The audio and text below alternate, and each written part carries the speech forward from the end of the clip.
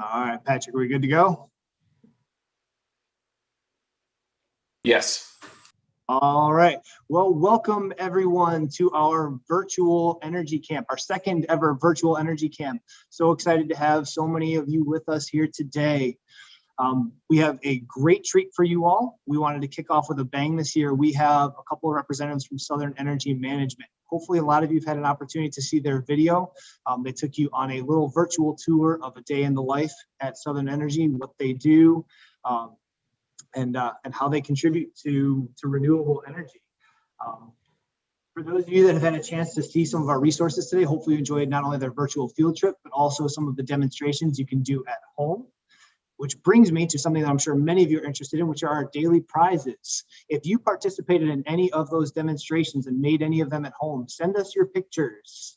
If you send or post any of those pictures, you can be entered into daily drawings for some of our cool STEM prizes.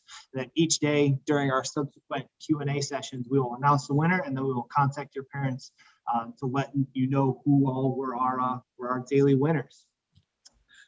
But like I said, we have Southern Energy with us today, and I don't want to talk too much because they are the stars of the show, but I can't let them off the hook without a good dad joke of the day. So Mike and Grant, I've got one for you. Do you know what you call it when you have a competition between energy companies?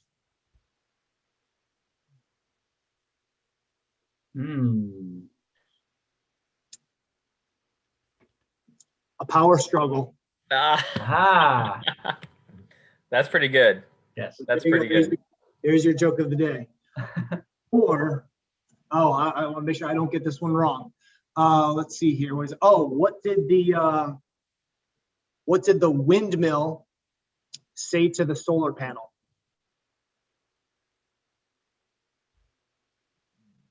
Renewable energy. I'm a big fan. Those are good. Those are extremely dad jokes. Yes. Hey, that's exactly how I roll. All right. Well, with that, we've got Grant and Mike with us this afternoon. And so if I could get you guys to just start by telling our audience a little bit about what Southern Energy does, and maybe just recap a little bit about how solar energy works. So our participants have had a chance to see the virtual field trip, but you just kind of recap maybe a minute or two to keep them fresh about how solar energy. Sure, I'll start. Our company is a little different because we do a lot of solar energy, but half of our company does the other side of things, the building science side of things, making sure that buildings use less electricity and require fewer solar panels. But we'll start with the solar side of things. That's what I do. I'm on the solar team. And so what we do is we install solar panels like these behind me, either on the ground like you see here, or most common on the roof of homes and businesses. To reduce the amount of power that building has to buy from Duke Energy every month, or Apex, or wherever that building is. They're actually buying that electricity from an electric utility provider every month. And so by adding solar panels, they are reducing the amount of power that has to be sent into that building every month, and that building owner has to pay for. That also has to be generated somewhere else off site, often using means that aren't very clean and are damaging to the environment and to our health. So it's a fun for sure industry to be in, but we get to have also the enjoyment of feeling like we're actually making an improvement on our local community and the planet. So it's kind of a fun thing, but I'm looking forward to hearing y'all's questions about. I always get amazing questions from the young folks at these every summer. So things that we sometimes don't think about. So looking forward to getting some good questions.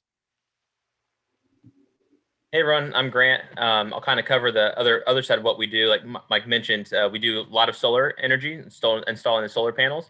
But what I do on our building science side is we basically try to make our houses as energy efficient as possible. Mike mentioned that we want to reduce the amount of solar panels on our house because that means our house is pretty efficient, which will require less energy to run everything like a refrigerator, lights, other appliances that we might use every day. And so what we try to do with our houses is basically build a cooler. So if you want a cold drink on a summer day, you want a cooler that is surrounded by that plastic and then it has insulation inside, and you want to have a lid. So that's what we're essentially doing on all these houses. So we'll walk what we call the bones of the house, where they put the insulation in before the drywall goes up, and we make sure that everything is insulated. And then after drywall, we'll come back out and test it. with a lot of different blower door and other air leakage tests that we do, and then we can help size the system based on how much energy the house needs, and then we will know how many solar panels we can put on the house to provide the energy that we use every day. Mm-hmm. And some of you may have seen solar panels on the roof of some of your neighbors' houses, or some of you may have solar panels on the roof of your church. You may have seen fields like behind me in the picture here. We have a lot of these in North Carolina, what are called solar farms, where there's a lot of unused land where, for a variety of reasons, they can't grow anything on that land. They can't use it for farming purposes. So it's just kind of sitting there not being used. And they will, instead of, can't grow food on it, so they decide to grow energy on it. And instead of having to harvest food, you're harvesting kilowatt hours of electricity that are then being put into other buildings, but other houses and other buildings that don't have solar panels on them, instead of having to burn coal to generate that same electricity, or a nuclear power plant somewhere in some other state that's shipping it across extreme distances. Well, thank you both. And so at this point, we'll ask Patrick to check in, see if we have any questions in the comment section.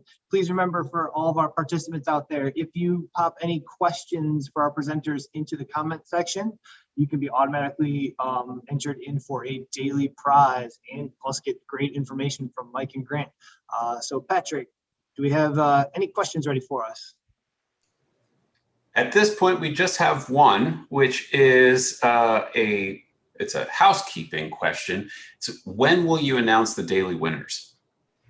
So we will announce our winners in the next day's question and answer session. So today's winners will be announced tomorrow. Plus, we will also contact families directly for our daily winners. Trying to think back on some of the common questions from the last couple of years, and I know one for sure that was probably the most commonly asked is, what things inside of your house can be powered with solar panels? So that's one we'll talk about for a minute. So the answer to that is everything. When we put the solar panels up on your roof, when the sun is up, the house is operating on the electricity that's being generated off of those panels, and the power comes off of those panels straight into your house through that same main panel where the power comes in from Duke Energy. So sometimes during the day, the solar is only going to be producing some of the electricity that's needed in the house, for instance, early in the morning or late at night when the sun's not directly overhead. Or if you're just using a lot of electricity, if it's an extra hot morning and the AC's turned up really high, something like that, the solar may only be offsetting a portion of what the electricity that's being needed inside the house, and you're still buying some from Duke Energy. But at some point during the day, there's going to be enough electricity coming off of the solar panels to where everything in the house is just being run on the sun. And in most days, the solar panels are going to produce more power than you need in the house, which is a good thing because of how Duke Energy accepts the extra electricity that you generate and lets you use that later in the day. So the solar can reduce the power that you're buying from Duke during the day and during the night as well when the sun's not even up, because the panels are producing extra power during the day that you don't even need. Our first question is, how much does each solar panel weigh? Good question. Each panel is about 40, 50 pounds, depending on the size of the panel and which type of panel we're installing. The mounting system and the racking that holds it in place is very lightweight.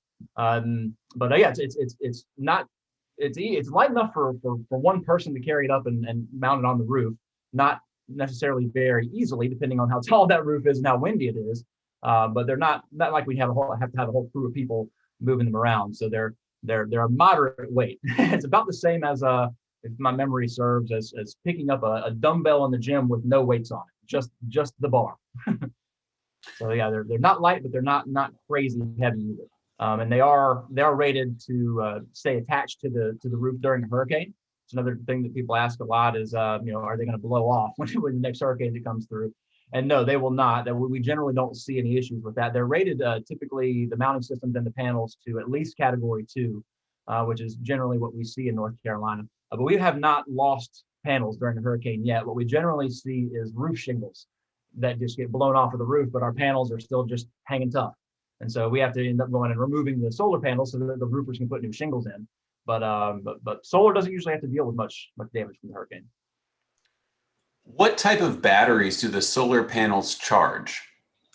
So typically, it's a lithium-ion battery, just similar to like your cell phone or your computer or in an electric vehicle.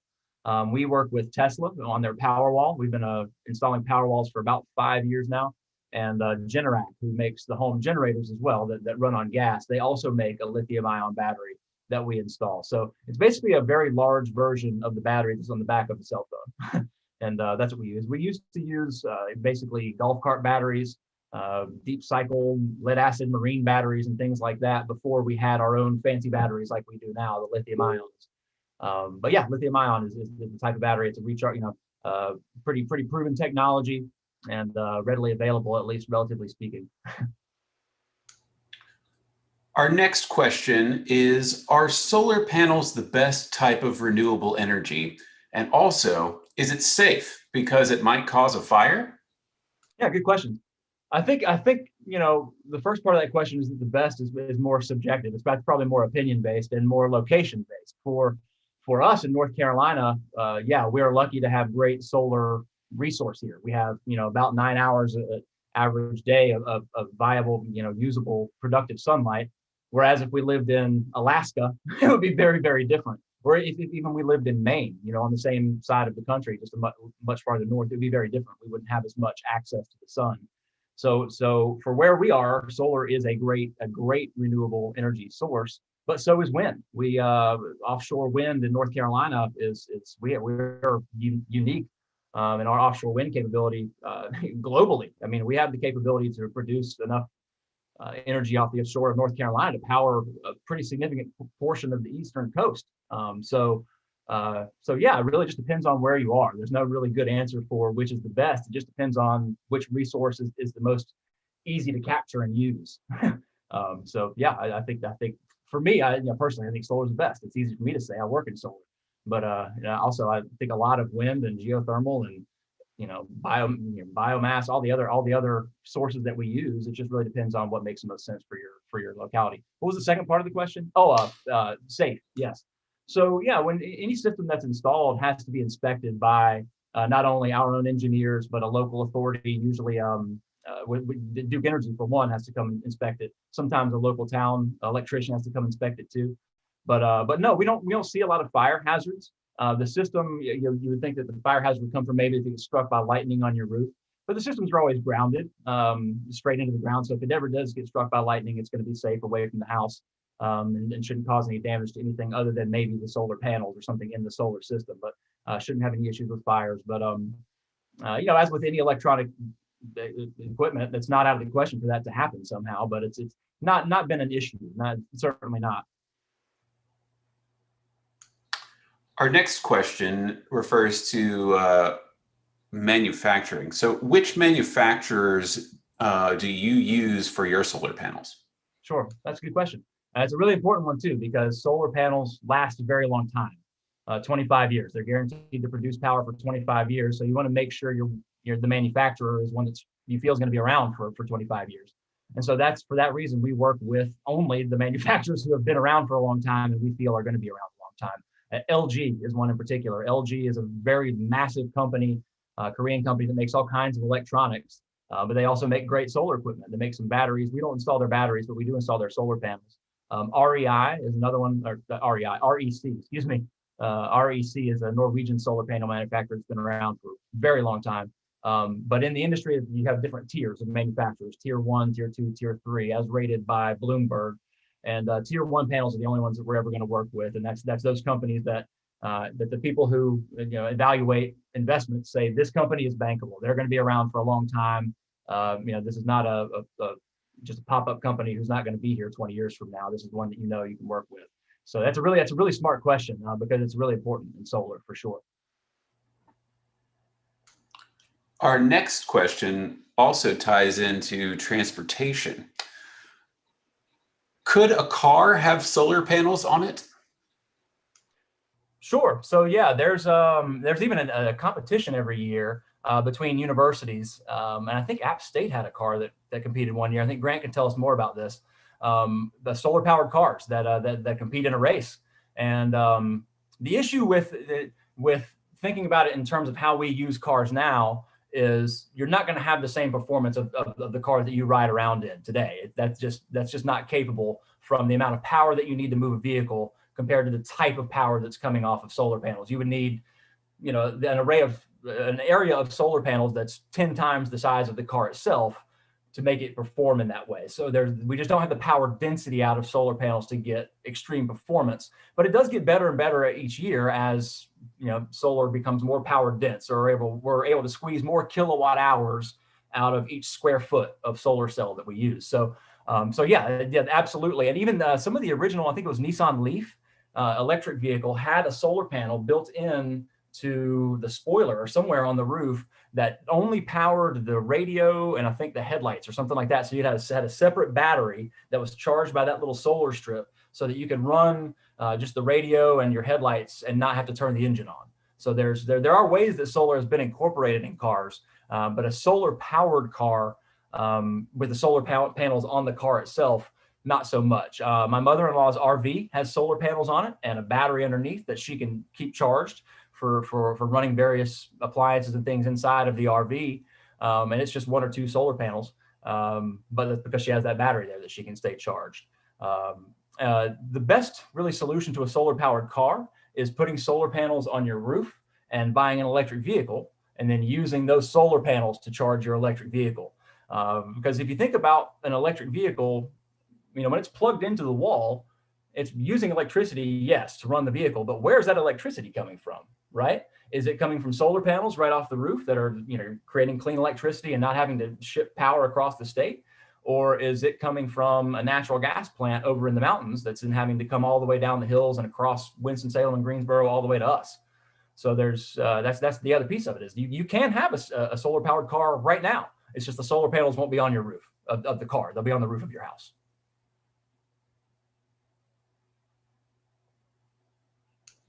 Okay, our next question is how much energy can a solar panel store? So solar panels themselves don't store electricity. They do generate electricity, but in order to store the power, you have to have a battery like that Tesla Powerwall or the Generac Power Cell or those golf cart batteries that I was talking about before. But yeah, so solar panels can they generate the power that you would then store in the battery. And you don't necessarily have to have a battery when you install solar panels. In fact, most of our customers do not add the battery because you don't really need it. A lot of people want to have the battery because they want to make sure they have power during a storm, grid outage, because of a hurricane or an ice storm. If you only have solar panels and no battery, you don't have any power stored. So the solar panels will not create electricity because during a grid outage, the solar panels have to disengage. They have to completely power down. That's national law says that's the way that they have to be set up. So if you have no battery and you only have solar panels, the solar panels will not power the home if there is no power coming from Duke Energy or from the grid. That's when you would need to have that battery. Each battery that we sell right now, the Powerwall stores 13.5 kilowatt hours, which one Powerwall will get you through if you're being smart and not running your air conditioning and doing your laundry and doing all these things that require a lot of electricity. One Powerwall can back you up for a couple of days during a storm. Some people want to have 2 or 3 just to make sure that they've got plenty of power and can run those higher power devices if they want. But and most homes we're installing about 20 or 30 solar panels to give you an idea. That's offsetting most of what that home is buying from Duke Energy each month. Somewhere between half of what they're buying from Duke and almost all of it. And then if you have that battery, you can capture some of that extra that you generate off the solar panels and have it stored there. Then when a hurricane comes through and knocks all the power out, you can run the home off the battery until Duke comes and restores the power. Why are solar panels blue? Yeah, so they used to be. Now the one behind me, they still have a little bit of that blue tint, sort of a bluish purple. And that's what really, when most people think of solar panels, that's what they're visualizing. And that's an older technology. It's called polycrystalline silicon. We use monocrystalline silicon now. And the polycrystalline has that sort of purplish blue tint just because of the manufacturing process, the way that they actually make those cells, that's the color that they came out. And then through the years, the industry has figured out how to make not only cells that look better because they're just black, just a flat black color, look like black glass, like a skylight, but they're actually slightly more productive and are better at producing energy when the sun is not hitting the panel at an exact perpendicular angle. For instance, if the panel's sitting like this, you got the sun coming straight down, that's when it's the most productive. But as the sun moves throughout the day, it gets a little bit less productive. But the new panels are much better at dealing with this light coming in through it at a diffuse angle.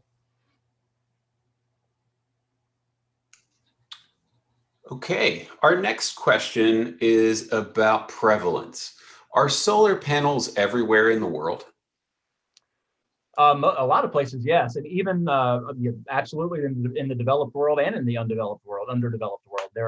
There's uses for solar, in big cities, and there's uses for solar out on farms where there is no service from Duke Energy or from an electric utility. There's all kinds of great ways.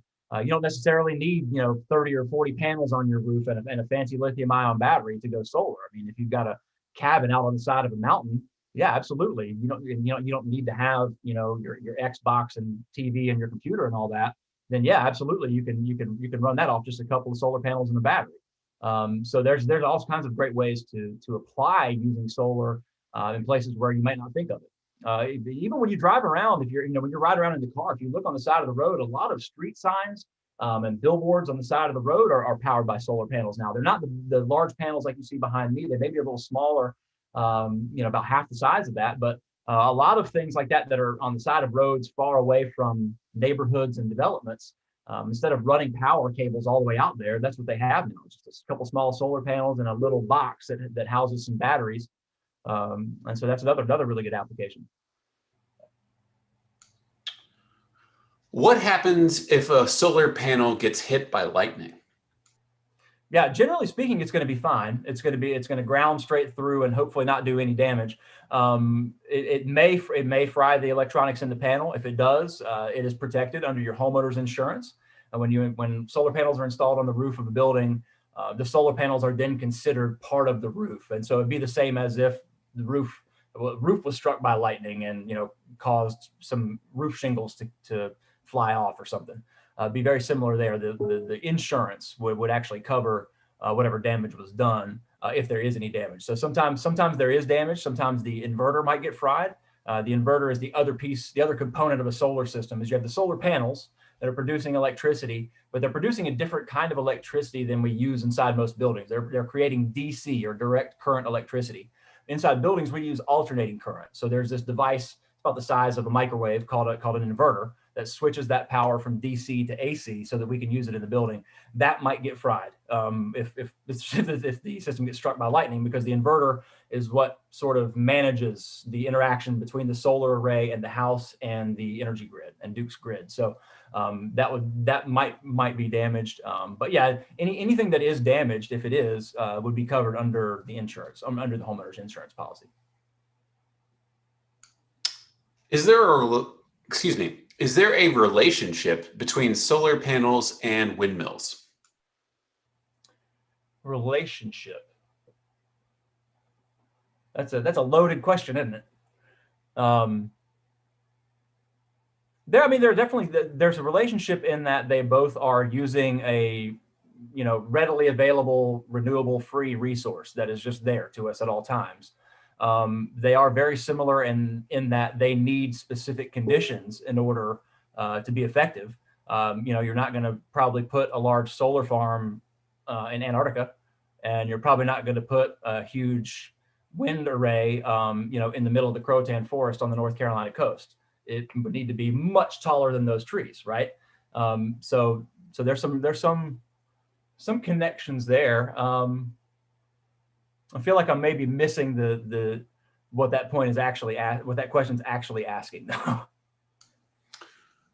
Okay, we've received this question several times, which you actually already touched on, but I'm going to ask it again because so many people have asked it, which is, how long do solar panels last? Sure, yeah, that's a really good one. So the panels themselves, the companies that make the panels guarantee that 25 years from now, you're still going to be generating at least 85% as much electricity. So you're still going to be, almost as efficient as when you bought the panels 25 years earlier.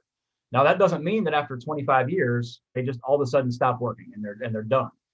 after year 25, they still degrade, but they degrade a little bit faster. So whereas in those 25 years, they only degrade about 15% from 100% to 85%, they degrade a little faster over the next 10 years. So for instance, from year 25 to 35, may go down to 65% efficiency. And different panels have different ratings on that. And that's one of the things that you see when you're selecting which panels you want to choose, is there's a really cool bar graph that actually shows you out over time, here's what you can expect these panels to do even after the guaranteed production life of 25 years.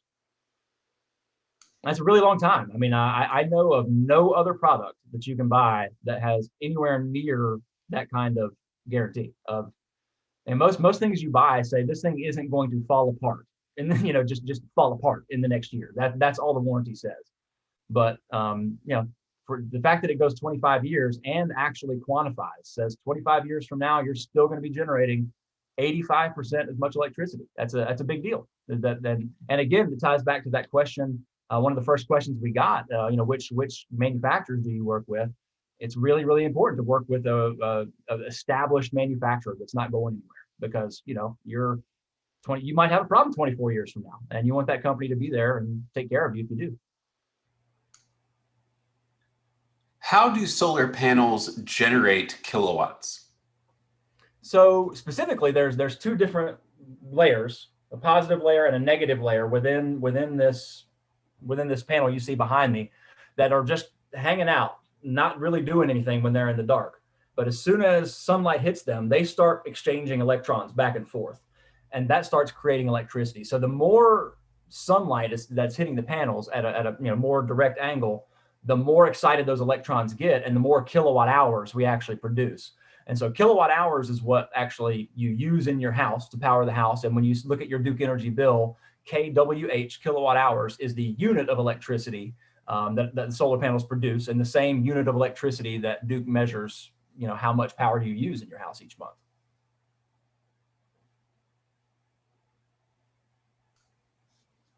Hang on one second. I'm scrolling back up. I lost my place.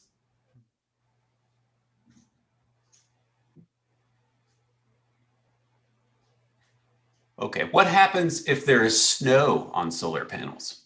Good question. So if the panels are totally covered in snow, they're not going to produce power at all, because the sun will not go down through the snow. But at the same time, if we have a snow that's deep enough to cover the solar panels and the sun is out, it's going to eventually start melting that snow. And once the sunlight gets through the top layer of snow to that black surface of the solar panels, the rest of that black surface around it absorbs the heat from that sun and starts melting the snow a little bit faster. So it'll actually clear, once it gets started, it's kind of a snowball effect, pardon the pun, but that'll actually speed it up and allow the sun to get to the rest of the panel faster. Is there an amount of water that can ruin the solar panels? I imagine there is a theoretical amount of water that would ruin the solar panels for sure. The panels are rated to be outside, and they're even rated for saltwater resistance tests as well. There's just like every other way you can test a product, there's actually a scientific measurement for resistance to saltwater corrosion. And that's obviously important for us in North Carolina because we have so much of our customers on the coast.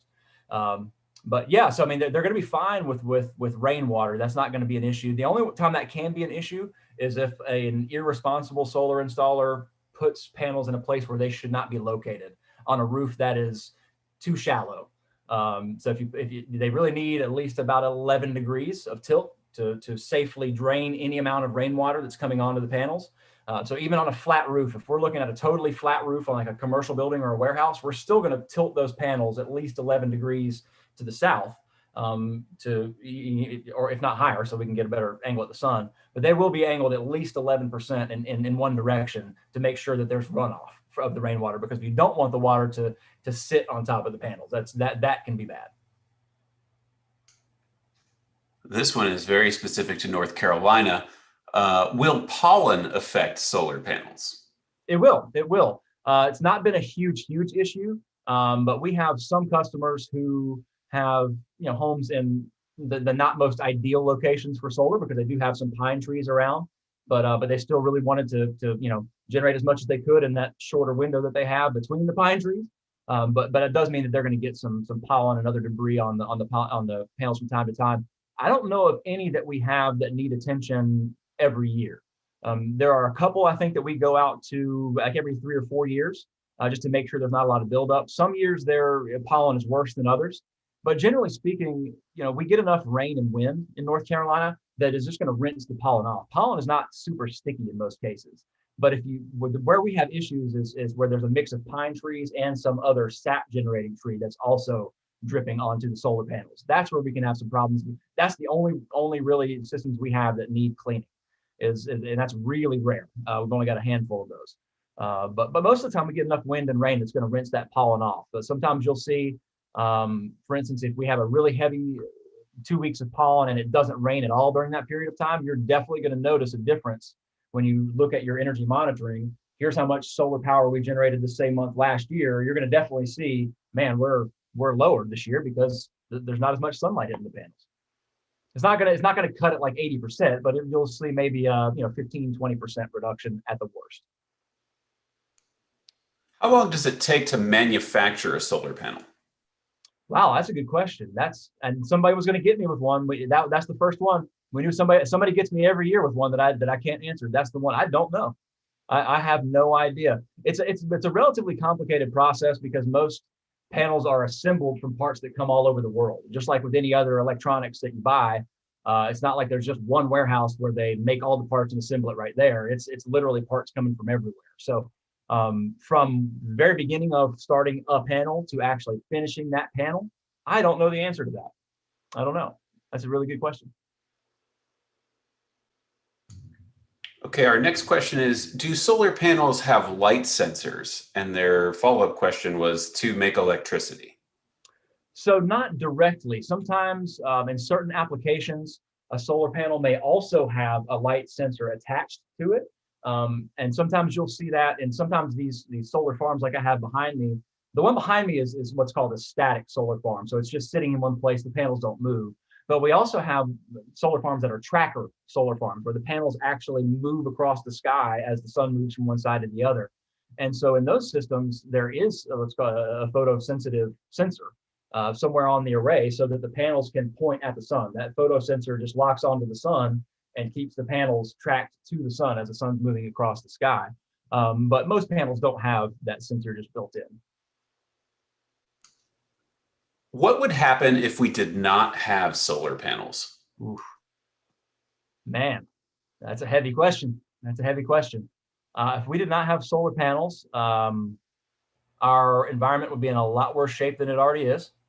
I wouldn't have a job. Yeah, it would be a very different world. That's for sure.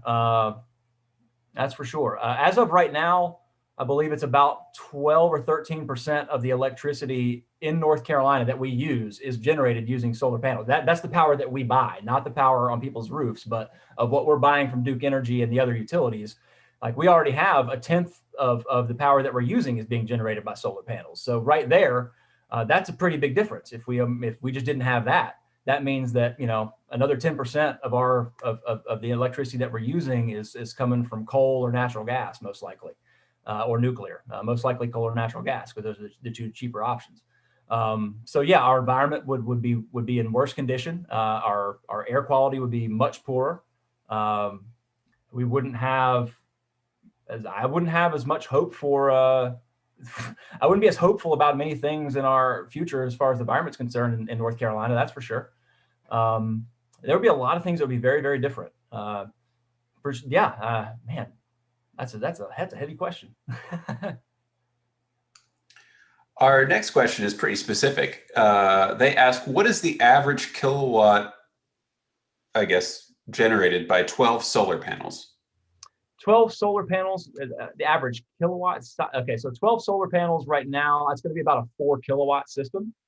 Probably a little bit more than a 4 kilowatt system. Most of our average system size that we're installing is about 7 to 8 kilowatts. That's where most home systems are. It's about 30 panels, somewhere in that range. And then again, that's offsetting, about 3/4 of what the homes are buying from Duke Energy each month.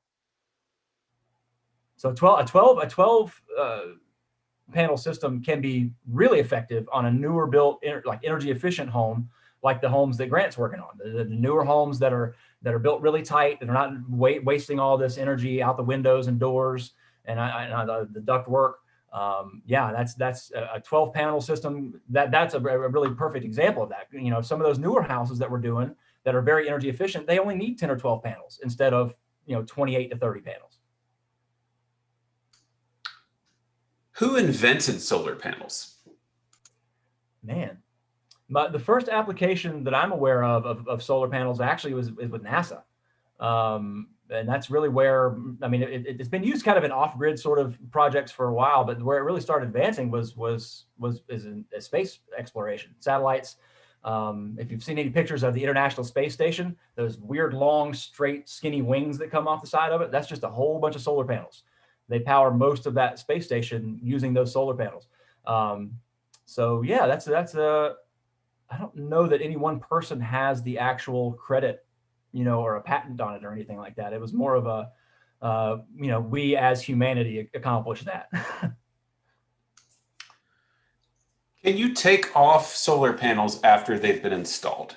Sure. Yeah, we actually do that pretty frequently. Sometimes, again, like when if a hurricane comes through, that's our crews are going to be busy for the next couple of months, typically with those type of jobs where some homeowner who has solar panels had a hurricane come through and blew a bunch of their roof shingles off. So we have to come and remove the solar panels so that roofers come and put new roof shingles on, and then we reattach the solar panels. So that's one of the reasons. And then other reasons, we actually have a couple of systems that we've been doing this for 20 years now. So we have a couple of systems that we installed long enough ago that they are now being decommissioned. So we're removing these old panels and replacing them with brand new ones. So 20 years ago, solar panels didn't last as long. They were still great, lasted 20 years, but the technology is way better now and just exponentially cheaper than it was then. So it makes a lot of sense for us to just, instead of reinstalling those old panels that are only producing at 50%, install brand new ones. Do solar panels rust, and would they still work if they have a crack on them? So if they have a crack, sometimes they will still work, but you definitely don't want to leave it functioning with a crack. It's just not it's a safety concern. It's a slight safety concern. The first question is rust. No, generally they don't, just because of the type of steel that's used on the framework. They shouldn't rust at all. They should be protected against rust. And again, that also ties back to what I was mentioning earlier about not having solar panels installed totally flat, because that is how you can get rust, by allowing what's called pooling, where water just sits in a flat space where it's not supposed to be for too long. And it can get down up under the framework and into places where you don't want it. Rusting should not be a problem with solar panels. How big is the average solar panel? Yeah, the average one that's on a house rooftop is about 5 feet tall by about 3 feet wide. So they're probably a little bit larger than you would have guessed.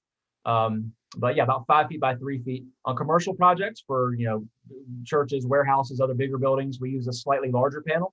And sometimes for solar farms, we use a slightly larger panel as well. There are smaller panels available for other purposes. For instance, like on my mother-in-law's RV, she has two small panels that are only about maybe 3 feet by a foot and a half each. Where is the biggest solar farm in the world? That changes constantly. The most recent largest solar farm in the world, I remember, was in the Middle East somewhere, I believe Dubai. But that record gets broken multiple times a year. So I don't know what the current record holder is, but it changes from time to time. We have some large ones in the US, but in the North Carolina, we don't have very many of the really, really massive ones. It's a kind of slightly different type of solar farm that they have out in Nevada and some in California and some places out sort of on the West Coast where they've got some larger ones. Where are solar panels manufactured?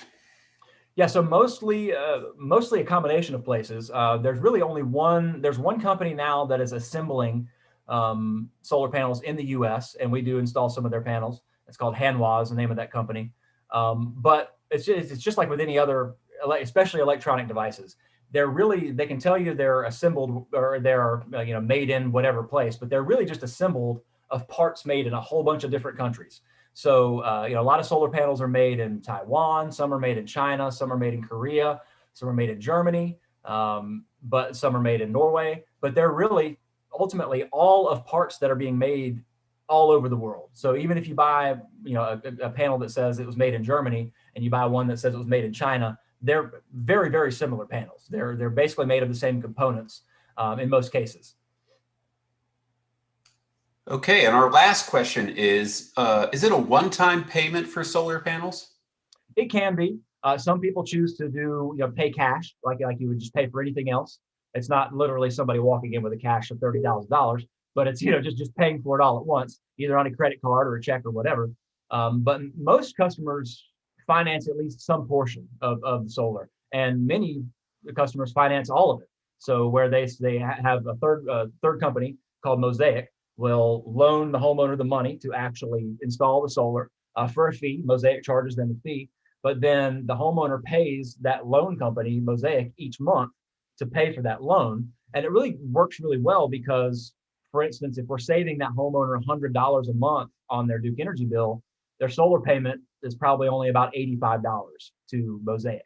So they're saving more than they're actually spending on the solar.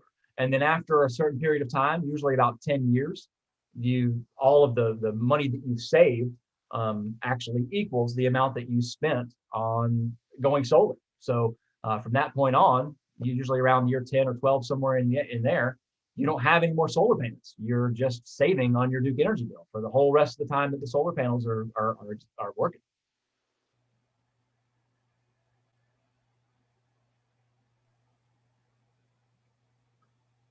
Well, with that, Mike and Grant, can't thank you enough for joining us this afternoon. I'm glad to hear we had a couple of questions to stump you all again. Wouldn't be a virtual energy camp without it.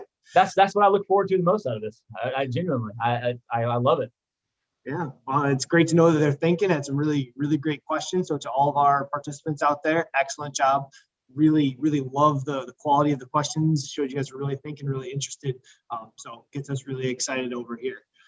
We will go through and we will draw some winners this evening, and we will announce tomorrow's Q&A session for today's winners. Remember, you can also get entered into the drawing for sending us pictures of your demonstrations from today. So if you participated in any of those demonstrations, have your parents send those on over to us. We love to see what you're doing, love to see your engagement and your being active in our virtual energy camp. So send them along and you can be entered into our daily drawing. Tomorrow at 4 o'clock again, we will have presenters from Eaton. When we used to do our camp face-to-face, Eaton was often one of our field trip destinations. And this year they're going to be joining us virtually. We'll post their virtual field trip in the morning, in addition to some new demonstrations. All of our demonstrations this year are coming to you from the NC State School of Education, one of their graduate programs, as a matter of fact.